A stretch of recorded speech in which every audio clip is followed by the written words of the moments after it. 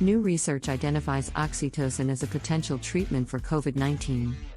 I had previously shared a personal insight concerning out-of-the-box investigation in the fight against COVID-19 when I wrote, "How an old army vaccine may have saved my life."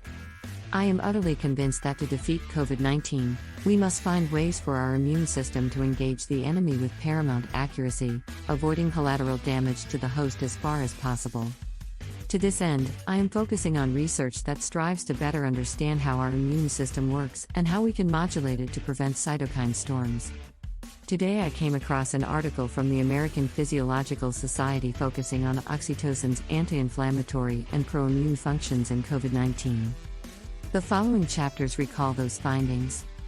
Oxytocin, the love hormone. Oxytocin, OXT, is commonly known as the love hormone because it is released when people develop affectionate behavior towards each other. This is why oxytocin levels are elevated when we start a new relationship or during sexual activity. Endocrinologists already knew about the anti-inflammatory and pro-immune adaptive functions of OXT. During this new investigation, researchers performed a study into oxytocin to investigate if the hormone could prevent cytokine storms in the early stages of the disease. In a previous story, we have already discussed how cytokine storms are essential factors that lead to worsening of clinical cases. Thus, this new investigation proposes intravenous oxytocin, OXT, as a candidate for adjunctive therapy for COVID-19. Carbetocin's role in immunodefense. Researchers analyzed the characteristics of genes that have been treated with drugs closely related to oxytocin.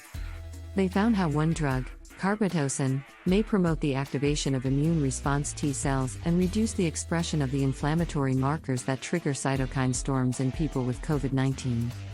Carbetocin also showed similarities with the antiretroviral lopinavir already used in treatment for COVID-19. Thus, the authors have noted oxytocin's potential as a co-adjuvant treatment for coronavirus-related cytokine storms, following the same reasoning used by other researchers concerning BCG vaccination. Concluding remarks.